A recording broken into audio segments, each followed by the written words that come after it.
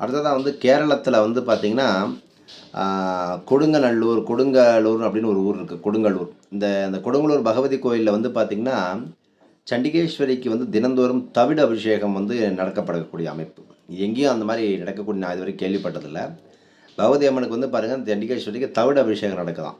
காச நோய் இருக்கிறவங்க நிறைய பேர் வந்து இருமல் இந்த மாதிரி காச நோயெல்லாம் இருக்கிறவங்க இங்கே வந்து பிரார்த்தனை பண்ணி நோய் குணமாகணும் அப்படின்னு சொல்லி பிரார்த்தனை பண்ணிவிட்டு இந்த அம்மன் ஆலயத்துக்கு போய் நீங்கள் வந்து தவிடு அபிஷேகம் செஞ்சீங்க அப்படின்னா இந்த காசநோய் பாதிப்பு இருக்கிறவங்க, அதே மாதிரி உடல்ல எல்லாம் வந்து பார்த்திங்கன்னா சொறி, சிரங்கு இந்த மாதிரி பிரச்சனையில் இருக்கக்கூடிய அமைப்புகள், ரொம்ப நாளாக வந்து நாள்பட்ட மருந்து சாப்பிட்டு பிரச்சனையில் இருக்கிறவங்கலாம் வந்து கண்டிப்பாக இங்கே இருக்கக்கூடிய பகவதி அம்மன், அதாவது கொடுங்கலூர் பகவதி அம்மன் கோவிலில் போய் தவிட்டு தானம் கொடுத்து வழிபட்டு வந்தீங்க அப்படின்னா கண்டிப்பாக நல்ல மாற்றம் உண்டு. வெள்ளிக்கிழமை போங்க, செவ்வாய்க்கிழமை போகலாம், சனி ஞாயிறு காலையில் போங்க. ஒரு டைம் போயிட்டு வந்துட்டீங்க அப்படின்னா அதுக்கப்புறம் அதை பற்றின டீட்டெயில் உங்களுக்கு கண்டிப்பாக தெரியும். நிச்சயமாக வாழ்க்கையில் தீராத நோய் உள்ளவர்கள்லாம் இங்கே